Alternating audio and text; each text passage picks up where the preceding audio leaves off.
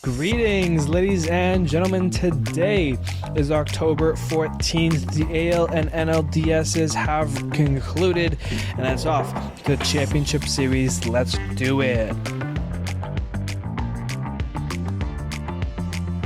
Hello, everybody. My name is Steven. This is the middle of the order. How are we doing today? It is Monday. Happy Thanksgiving for the Canadians out there. And we got baseball to talk about here. Postseason is rolling. We're off to the ALCS and the NLCS. The division series have wrapped up, concluded. We'll be looking at both of those game fives. You know the winner. So with all of that being said, let's straight up dive on in to the first game of the game fives here, the NLDS, Dodgers and Padres. Win or go home game 5, Padres and Dodgers. The Padres got shut out in game 4, so their offense was looking to turn it around. But the Dodgers pitchers said no to that. Yamamoto versus Yu Darvish for this pivotal game 5. And the only runs in this game were on solo shots. Yu Darvish got beat twice. 2 solo shots from the Hernandez guys. Kike Hernandez, he hits one in the bottom of the second. And then in the 7th, it's Teoscar Hernandez who adds an insurance run, a solo shot there. Dodgers pitchers once again blank the Padres. They get eliminated, and the Dodgers move on to the NLCS with the Mets next up for them. 2-0 Dodgers in this game. Really unfortunate for the Padres the way their season ends up here. They don't score 24 straight innings against the Dodgers pitchers. Very unfortunate, very unacceptable. I mean, you got Tatis grounding into double plays, and just there was no momentum from game 3 on. You know, Padres took games 2 and 3. All the momentum in the world was with the Padres, and the Dodgers come out game 4, shut them out, and go home with it. And they limit the Padres to only 2 hits in this game. The Dodgers bullpen was perfect for 4 innings. Yamamoto, 5 innings pitched, 2 hits, 1 walk, and 2 Ks. Then I went to Evan Phillips for an inning and 2/3. He punched out 3. Vesia got an out. Kopech came in. He got an inning of work with a strikeout. And then Blake Treinen saves the game here, an inning of work for them. The 4 guys there don't allow a single hit to the Padres. And credit for the Padres pitching, because they only gave up 4 hits to the Dodgers, 2 of which obviously being those solo shots. You take away those 2 solo shots, and it's a 0-0 game, each with 2 hits. So pitching was the story in game 5 here. It's just unfortunate that the Dodgers pitchers were able to kind of shut down a very, powerful Padres offense. Kyle Higashioka and Luis Arias were the only 2 guys with hits in this game. So where was Xander Bogaerts? Where was Jackson Merrill, Manny Machado, Jerickson Profar, Fernando Tatis Jr.? It was a really outstanding performance by the Dodgers and their staff here. And they've earned themselves a trip to the NLCS. So congratulations to the Dodgers. And with the Padres, it's going to be another hard look in the mirror. And trying to figure out where to go from there for next season, as they let the big brothers knock them out of the postseason this year. So tough one for Padres fans to swallow. Dodgers fans certainly celebrating this one. Moving on now, game 5, Tigers and Guardians. The winners got a trip with the Yankees. Tarek Skubal on the bump for the Tigers, so you got to feel pretty good about that one. Guardians sending back out Matthew Boyd. It's the Tigers that strike first in this game. An RBI single from Kerry Carpenter has Tigers up 1-0 in the 5th, but the Guardians would rally in the bottom of the 5th with the bases loaded. Tarek Skubal hits Jose Ramirez with a pitch. That one's gotta hurt. That ties the game up, though. And on the very next pitch he throws, it's a fastball right down the middle to Lane Thomas. He swings and connects, turns on this one to deep left field, and that one is out of here. Grand slam off of Tarek Skubal changes everything about this game. The Tigers do add a couple runs in the 6th and 7th, RBI single from Jake Rogers and an RBI double from Colt Keith. But in the bottom of the 7th, it's Lane Thomas again who comes through. An RBI infield single for him scores a run. And then some more insurance for the Guardians in the 8th. Brian Rocchio, an RBI single. The Guardians offense comes through when they needed it most. They eliminate Tarek Skubal and the Detroit Tigers, and they have an ALCS date with the New York Yankees. 7-3 the final in this game, and credit to these Guardians, man. Tarek Skubal was the guy to beat. If they didn't, they were done. He was amazing all season round. Hats off to Skubal for a great year, but the Guardians get it done when they need it most. Lane Thomas, trade deadline acquisition from the Nationals, comes through. It's a tough start for Skubal when you compare it to the rest of his year. It ties a season high 5 runs allowed in a game for him, and it's the first grand slam that Tarek Skubal has given up in his career. So unfortunate for when when it matters the most, it just wasn't there. The offense did its best here to help out Skubal, but it just wasn't enough. And I mean, Matthew Boyd, credit where he was, because he was great for 2 innings, only allowing a hit and a walk, and he struck out 5 batters to get those 6 outs that he got. Cade Smith, a beautiful job once again, an inning and 2/3 with 3 strikeouts. He was fantastic in this series. And from there, the Guardians brought out the arsenal. Everyone was coming in for an out or two. Gaddis, Morgan, Class A at the end there was a nice little finish. Class A got 2 innings of work in this one for the save, and he earned this one. But it was just unfortunate the way this one rolls out for the Tigers because, they had some magic. They defeated the Astros, but unfortunately they just couldn't take out the division champs in the Central. Quan, another great game, 3 for 5 in it. Lane Thomas, of course, 2 for 4, the 5 RBIs, helps out his Guardians. Where would they have been had they not a trade for this guy at the deadline? But yeah, Tigers come up short in the series, and it's unfortunate for them. But the momentum is swinging in the right way for next year. You make a couple of adds in the offseason. You get the young kids a couple more reps. Maybe the Tigers are back in the postseason next year. Maybe they're just coming up short in the wild card. But these Tigers are a team to beat right now. I would try to lock up Skubal for 8 years, 9 years if they could, because that's how they're going to keep this team together, is keeping the ace and the head of the staff, and eventually Cy Young award winner when we get to the awards part of the offseason, because he had a heck of a year. All the credit in the world. Love me some Tarek Skubal, but it is the Guardians who will have to go and face the New York Yankees. Okay, and with that, the division series come to an end here. Let's wrap it up. Let's talk about some of the highlights from the division series that brought us some great moments. The Mets defeating the Phillies, Dodgers beating the Padres, Yanks over the Royals, and the Guardians over the Twins. There were some huge performances for some big names here, of course.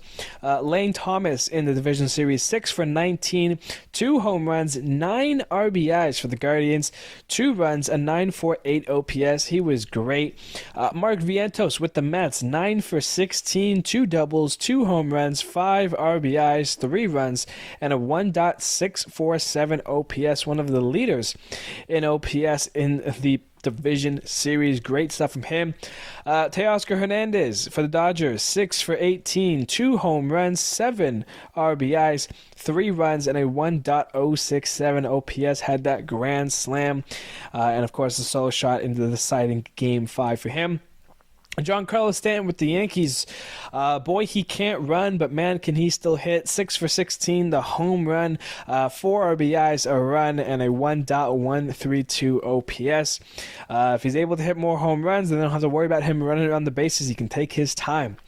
Despite coming up short in the final game, Fernando Tatis Jr. was great. 7 for 20, 3 doubles, 3 home runs. So, 6 extra base hits out of his 7 hits is phenomenal. 5 RBIs, 6 runs, a 1.359 OPS. Fernando loves the spotlight, and he will certainly be back sooner than you think. How about Stephen Kwan leading the division series in hits, 11 for 21, a double, 6 runs, a 1.136 OPS. He was great with the Guardians at the top of that lineup. That's how you get, runners on, base hits. 6 runs is a big deal. So Stephen Kwan coming through from the Guardians. And then how about Bryce Harper, 4 for 12, 2 doubles, a home run, 3 RBIs, 3 runs, 5 walks, 1.279 OPS. They were scared to hit to him, and rightfully so, because 3 of his 4 hits were extra base hits. Brought in a couple runs, scored a couple runs, but these are some of the players who highlighted in the division series. And that's only on the hitter side. How about this bullpen for some of these teams here? Matthew Boyd, he was starting both 2 of the games for the Guardians. In total, went 6 2/3, 5 hits, not a single run allowed, and 10 strikeouts for Boyd. That's a big deal. I'm excited to see what he can do against the Yankees this series. And speaking of the Yankees, their bullpen was lights out. And 2 guys to highlight here. Clay Holmes, 5 innings of work in this series, 3 hits, not a single run, and 3 strikeouts. And how about Tommy Kahnle, 3 innings of work, not a single hit allowed, let alone a run, with 3 strikeouts for him as well. David Peterson with the Mets has been a huge part in their postseason run here. 5 1/3 innings pitched with 3 hits, not a single run allowed, and 2 strikeouts for him. And for me, the highlight of all of the bullpen arms and really all the pitchers, Cade Smith with the Guardians. Know the name because he was dominant in this series. 6 1/3 innings pitched, allowed 2 hits and 1 run, so 1.42 ERA, but he had 12 strikeouts. He pitched all 5 games in this series. He was coming out of that Guardians bullpen to get some work in.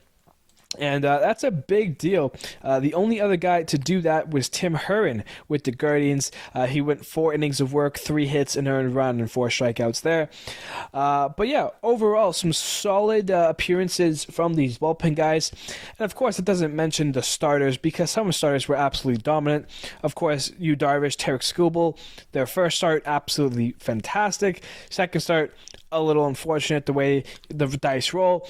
Garrett Cole in his 2 starts, 12 innings of work. He got roughed around in the first game there, 4 earned runs in the series, 8 strikeouts, but he was great. Reese Olson, 9 innings of work, 8 strikeouts, 2 runs. He was good. Tanner Bybee was good. Yamamoto got roughed up in the second start. He came up clutch. Shamanaya was great. Wheeler was good. Name a starter because it was probably a pretty decent start for them. Some guys had it, some guys didn't. Jose Quintana, 5 innings of work with 6 strikeouts, not a run. That was a big start for the Mets. You had a couple guys. Seth Lugo kind of got bounced around a little bit. Michael King got hit around. Guys who were pretty good in the wild card game in their start earlier, but definitely didn't have it in the postseason here. Ranger Suarez, another guy who had a nice start. Only going 4 1/3 though, but. Overall, pitchers were mostly solid. There was a few hitters that definitely struggled, but the hitters that were peak were right there and ready to go. And let's see how many of those continue on into the AL and NLCSs as we preview those. All right, let's start with the ALCS here. So the Guardians and the Yankees face off in the ALCS. If you look at the season series, they played 6 times, the Yankees winning 4 of those matchups, so they have the advantage in that sense. They did last play in the middle of August, and these 2 teams have faced each other quite a lot in recent history. It's the 4th time that these 2 teams will meet in the postseason in the last 8 years. So, they're on a pretty, 1 year on, 1 year off type of deal here. Usually meeting in the ALDS or AL wildcard. They met there in 2020. But here we are now in the ALCS. You got to win 4 to move on. It's best out of 7. if you take a look at the Guardians lineups, they're rolling out Alex Cobb in Game 1 and Tanner Bybee in Game 2 with TBDs from Game 3 onward. The Yankees, however, have already lined up their first 4 starters here. Carlos Rodon will be on the bump to oppose Alex Cobb in Game 1, and Garrett Cole will get the start in Game 2 against Tanner Bybee. Clark Schmidt in Game 3, and then Luis Hill in Game 4. I'm sure they'll wrap around the top from there. So Rodon Game 5, Cole Game 6, and Schmidt Game 7 if necessary. But we'll have to wait and see if those games are even necessary or not. But the Yankees have their first 4 rolled out there. I'm assuming maybe Matthew Boyd gets a Game 3.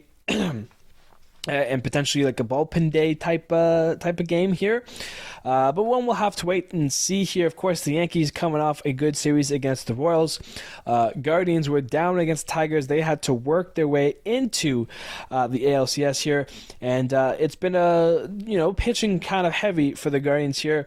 A couple guys have stepped up offensively. Guys like we've mentioned, Lane Thomas and Steven Kwan at that top of the lineup here. We're waiting to see more really from Jose Ramirez. He hasn't really gotten his back on in this postseason here. And, we got to wonder, is Gavin Williams going to get a start in this series? Because that bullpen has been phenomenal. And, it starts with Emmanuel Clase, of course, but Hunter Gaddis has been good. Kate Smith, phenomenal. Andrew Walters has been nice. Eli Morgan. So the Guardians are no short of pitching here, outside their starters, really. But it's the offense that kind of needs to get going here. And against the Yankees, you can't just win off of pitching alone, because this New York team, they can do it all right now. Starting have been great for the Yankees so far this postseason, and the bullpen, I said so many question marks, but here we are. They didn't allow a single run against the Royals, I believe, or if they did, it was 1 or 2. And you go from Luke Weaver, Clay Holmes, Tommy Kahnle, Jay Cousins, Tim Hill, Tim Meza, bang, bang, bang, just solid stuff, one after another. Of course, I don't think I've seen the Yankees ALCS roster. Not sure if Stroman's could be on that list at all, but we know what the Yankees are lining up here: Rodon, Cole, Schmidt, and Hill. The starters have been nice, and the lineups have been all right so far. Gleyber Torres coming through, had a couple nice hits. Juan Soto, Aaron Judge. You want to see more from Judge. Soto, you'd like to see a little bit more as well. Austin Wells has come through with a couple nice hits against the Royals. Of course, Stanton, Jazz. Jazz had that home run in, I believe, Game 2 of this series. And then Verdugo at the back end there, he had a couple of nice games as well. So the Yankees can hit flat out, and they can pitch right now as well. So if they can stay rolling, they have a kind of an easy trip to the World Series in my mind. The Guardians have to work for this one for sure. They've always kind of fell second to the Yankees in the previous 8 years, where they played them 3 times. I don't think the Guardians have ever made it past the Yankees in that time period. So yeah, we'll have to wait and see kind of what they do here. Of course, no Karinchuk, no Bieber as well. So the Guardians still beat up on that pitching staff side. I think this could be a good series, though. I want to see the Guardians fight it a little bit. Let's get the bats rolling here. Let's get Josh Naylor hot and get a little psycho here. Of course, last time they had that whole rockin' the baby kind of scuffle back and forth where Josh Naylor was doing it, so then Gleyber started doing it, and I'm sure there's going to be some bad blood in this rivalry here for the ALCS matchup, which is great. You'll have to see that stuff there. I believe the Yankees should take the series, but like I said, I would love to see the Guardians push it to like a Game 6, maybe even a Game 7 here. Would be phenomenal for the baseball fans out there. Moving on, the NLCS, the New York Mets. What can we have here versus the LA Dodgers? If you look at Yankees, Mets, Dodgers, those are the top 3 teams in payroll. So, MLB's kind of getting what they want in terms of, the teams that spend and the teams that buy their players. They're the big market teams, and they're here for a reason. The Mets and Dodgers face each other 6 times in their season series. Dodgers winning 4 of them. The Mets won the first series in April, 2-1, but then the Dodgers swept at the end of May, which is the last time these two teams played each other. Of course, Game 1 was played yesterday. We're going to review that game shortly here. For Game 2, the Mets have lined up Sean Manaea. Meanwhile, the Dodgers have listed once again Ryan Brazier, to start today's game. He had a opener appearance against the Padres as well, so it's going to be kind of one of those Dodger bullpen games for sure. And from there, games 3 and onward are TBDs. Of course, you can expect guys like Walker Buehler and Yamamoto to make starts. And then for the Mets, Jose Quintana will be around, as well as, Dave Peterson, of course, more of the bullpen, but we'll have to wait and see here. The Mets, they have had magic since the start of October, really, going back into late September as well. They have earned their spot here in the NLCS. Pitching's been great. They've got, Manaea, Severino, Quintana, guys, really. The bullpen, Edwin Diaz, Jose Brito, Reed Garrett, Ryan Stanek, Dave Peterson. So no short of arms there. Of course, the lineup has been great. Lindor at the top, stellar. Mark Vientos, one of the top players in the NLDS. Nimmo, Alonso, Marte, Winker, guys. Jose Iglesias as well. So the Mets are no short of power and names to note. But of course, the Dodgers have a big trio of Ohtani, Betts, and Freeman. Of course, Freeman been playing with that injury that's been lingering him. But right after him, you got Teoscar Hernandez, you got Will Smith, Max Muncy, Kike Hernandez, Gavin Lux, Tommy Edman. 1 through 9, that lineup is scary. They got a bench as well. Yamamoto, Flaherty, Buehler, kind of the 3 stars they've got. So pitching is definitely a little bit more concerned for the Dodgers. But I say that, and they haven't allowed a run in, 33 straight innings now, when you go into what will be Game 1 of this series here. So they've been fantastic. Blake Trinan, Michael Kopech, Evan Phillips, Daniel Hudson, Anthony Banda, Ryan Brazier. Of course, name your bullpen piece here. They've been phenomenal. So the Dodgers are great. Mets are great. This is sure to be a phenomenal series here. Very excited for this one and looking forward to it as well. Which means with the 4 teams remaining, what we have is one of these 4 potential World Series matchups. You either have the Guardians versus the Mets, the Guardians versus the Dodgers, the Yankees versus the Dodgers, or the Yankees versus the Mets. Realistically, for MLB's sake, I feel like the worst series that they want is Guardians versus Mets, because you've got the Yankees and Dodgers. To be honest, that's a World Series matchup I don't really want to see. I don't want to see the Yankees and Dodgers in the World Series. I think the most exciting World Series to have here would be the Subway Series. The 2 New York teams, Yankees and Mets. Dodgers and Guardians could be a fun one as well. If I'm going to say there's one World Series matchup to watch, though, it would hopefully be Yankees versus Mets. After that, I'd want to see Guardians versus Mets. I think that one would be kind of fun. 2 teams on some, magic kind of rides here. Guardians, division champs. They had to earn that after kind of having to get chased down by the Royals and Tigers and, Twins a little bit in there. So I think the Guardians are hopefully going to have some fight against the Yankees, and I think the Mets can put up a duel with that Dodgers trio and their pitching. But we'll just have to see how these series play out. So with that being said, let's take a look at Game 1 between the Mets and Dodgers for the NLCS. So here we go, Mets and Dodgers, Game 1. Kodai Senga versus Jack Flaherty for the game here. Senga, once again, just doesn't have it early. The Dodgers scored 2 in the first from an RBI single from Max Muncy, of course. The walks hurt the Mets in the sense they had 1 more in the second on a Shohei single, and then a 3-run fourth with RBI singles from Tommy Edman, Shohei Ohtani, and Freddie Freeman. Put the Mets on their heels here in the 8th with the bases loaded. It's Mookie Betts. That comes through a bases clearing double. The Dodgers have all the momentum in Game 1. Their pitchers blank the Mets. They take a huge first Game 1 win. 9-0 the final there. And impressive stuff from the Dodgers. Their pitchers have now thrown 33 straight scoreless innings to tie an MLB postseason record. They just have to make sure the Mets don't score in the first in Game 2 today, and they will have the MLB postseason record. They have 3 straight shutout victories, Game 4 or 5 against the Padres, and now Game 1 against the Mets. So when you got pitching like that, the Dodgers look good. Their offense, of course, phenomenal as well. The Mets will have to take a long look in the mirrors for Game 2 here, realize what they did wrong here, try to find some of that magic they had against the Braves, Brewers, and Phillies, and take it to the hole against the Dodgers for Game 2. As mentioned, it will be Ryan Brazier versus Sean Manaea for the Mets today. That's going to be at 4:08 Eastern Standard Time, Game 2 in LA.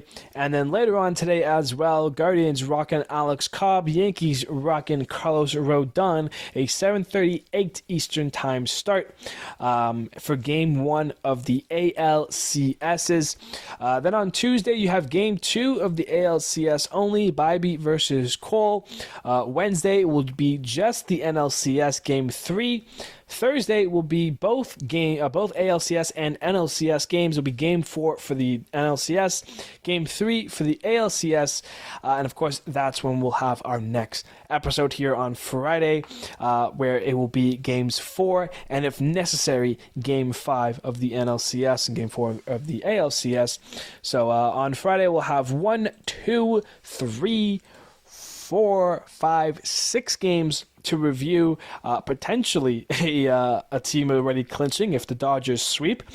But yeah, that's all we have time for here today. A little bit of a shorter episode now as we kind of wrap up into the end of the postseason here. Less teams to talk about. Less games to talk about means shorter episodes, which not only will make me happy, but I'm sure you guys as well. So the championship series are going to be underway. Games 1 and 2 for the ALCS and NLCS today, and a week full of baseball. I appreciate you all. Thank you already so much, and I will see you on Friday.